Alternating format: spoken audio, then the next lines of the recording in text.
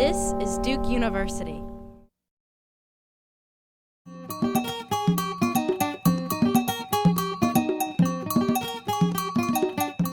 One of the big questions that we have is, how do we know sounds? How do we know their locations? How do we identify them? So someone said, I've heard this sound a lot in person, so they have a personal history with that sound. Certainly people recognize the language as English.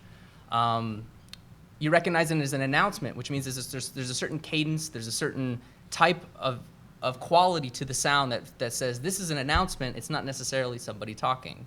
You hear train brakes, you hear, someone said that there was a drone. All of these different sounds sort of we want to establish connections with how these sounds relate to other sounds that we've heard.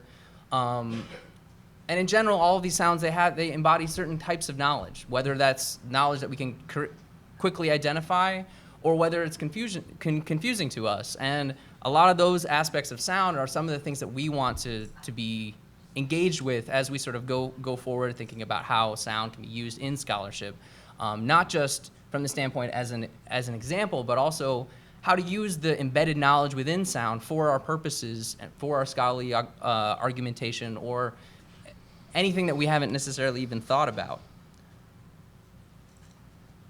So we want to use these sounds to generate questions, we want to use sound to extend arguments, and we want to just, in general, interrogate how this process of listening to sounds, how recorded sounds might differ from the experience of sound, and how all of those might be embedded in some maybe new sort of ways of approaching the humanities in general. Produced by Duke University, online at duke.edu.